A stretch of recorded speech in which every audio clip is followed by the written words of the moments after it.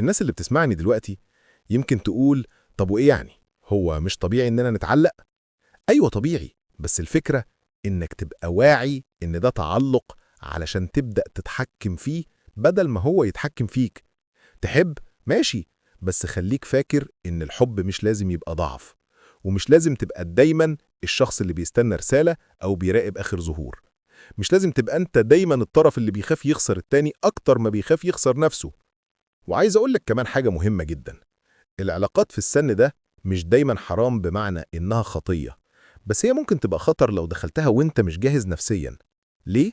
لأن العلاقة في المرحلة دي بتاخد منك طاقة ومشاعر أكبر من اللي تقدر تتحملها، وساعات بتحولك من شخص عنده حلم وطموح لشخص كل فكره في رسايل واتصالات ومين زعل ومين رضي. وده بيحصل من غير ما تحس، لأنك بتعيش على الموجة العاطفية لحظة بلحظة. العلاقات في السن المراهقة شبه المراية، بتوريك نفسك لأول مرة، بس لو بصيت فيها أكتر من اللازم ممكن تضيع فيها. ربنا مش ضد إنك تحب، بس هو عايزك تتعلم تحب بطريقة ما تأذكش، إنك تبني حب يخليك أقرب لنفسك مش أبعد عنها. فخلينا أسألك سؤال بسيط قبل ما نكمل، اللي بينكم حب ولا احتياج؟ هل وجود الشخص في حياتك بيطمنك ولا بيقلقك أكتر؟ لأن الإجابة على السؤال ده هي أول طريق لفهم نفسك وأول خطوة إنك تبدأ تختار صح.